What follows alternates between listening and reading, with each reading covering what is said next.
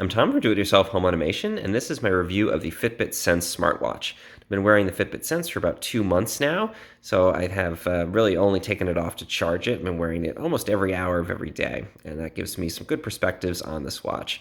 So this Fitbit Sense is the most advanced smartwatch so far from Fitbit, and it is the best smartwatch out there right now in terms of the number of different sensors that it has. So those are some things that I really love about it. Let's take a look at the sensors first. So it has heart rate tracking on the back. That's that little blinking green LED. It also tracks your blood oxygen levels while you sleep. And it has a skin temperature sensor. That's this big pad on the back here. On the front, it also has a little bezel around the sides that's actually conductive. And that's a skin conductance sensor. It's EDA, it's called, and it can be used to take stress readings, and also it has an FDA-approved ECG app that can be used to take a heart reading as well. That's FDA approved in the US and CE approved in the EU, and that launched right after the watch itself launched. So really advanced sensors. It also has an altimeter that tells you how many stairs you climb, and accelerometers and gyroscopes that detect the number of steps you take during the day. So really great overall tracking, and I think the best sensor package that you have on any watch out there on the market right now. That allows you to do a bunch of different things with the Fitbit Sense. So I'll just activate the interface here. Let's see, firstly, you can get the watch face, and you can get your reading for your SpO2 or blood oxygen level for the night before. You can also get your current heart rate, the number of steps you've done versus your goal. I've done 2,000 steps so far. I try to do 10,000 steps per day. You can also get a goal for your number of stairs climbed. So this is 5 flights of stairs I've climbed. My goal is 10 per day. That's using that altimeter to track the amount of vertical feet that you gain. So if you take it on a climb or a hike, it'll also detect, and it'll tell you the number of equivalent staircases you've climbed from doing that. Let's go into the apps. This is the EDA Scan. It's going to give you a stress reading. The Today app is really where you're going to get most of the data on the watch, though. So let's go in there. It's going to take a moment to load. This has a really great OLED screen, so it's very crisp, bright screen on here.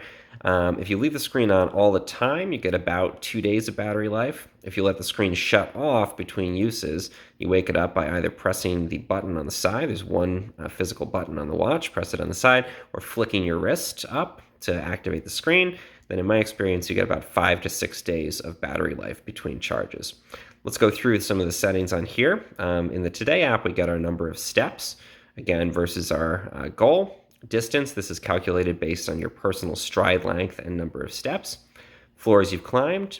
Calories burned, that's both through exercise and through your basal metabolic rate, which is basically how many calories you burn just sitting there during the day, and that's calculated for you from Fitbit. Active zone minutes, so how many minutes you've spent in an exercise zone like cardio burn or peak, or fat burn, cardio or peak. Hourly activity, so this is telling you that you need to move every hour, and it'll remind you to do that. I have 41 steps left I've done 41 steps. I have 209 left this hour.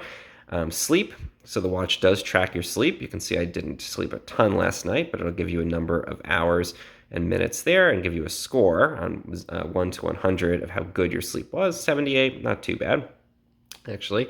Exercise, you can track exercises with the watch, everything from walking, running, hiking, that kind of thing, to kickboxing, circuit training, weightlifting. When you do track an exercise, it'll log it here, and if you do an exercise like a run or a hike, it'll even use the built-in GPS in the watch to give you a map of your run or hike afterwards.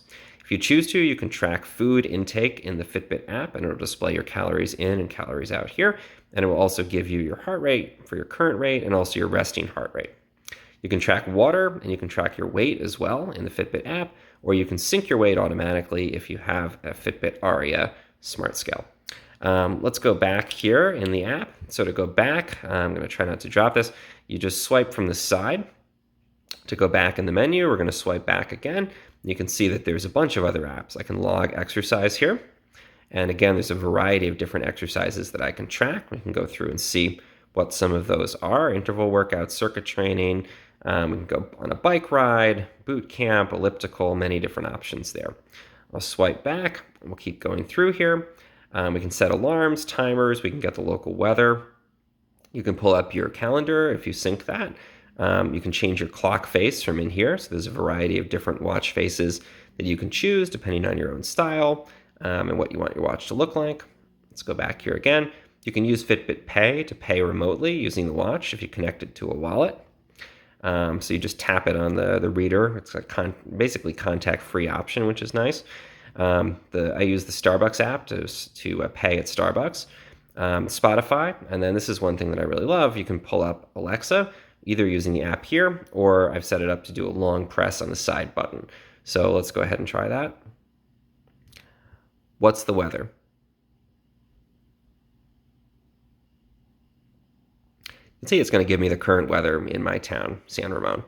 So I can scroll through here and get that, and you can use any of the functions associated with Alexa. This syncs to your smartphone, either Apple or Android, using Bluetooth, and you can pull up all these stats and more detailed information in the app itself. So I love that this is a really great full-featured smartwatch. It's also really excellent, I think, because of the number of sensors that it has. And if you want to get the best fitness tracking watch on the market right now, that is definitely the Fitbit Sense.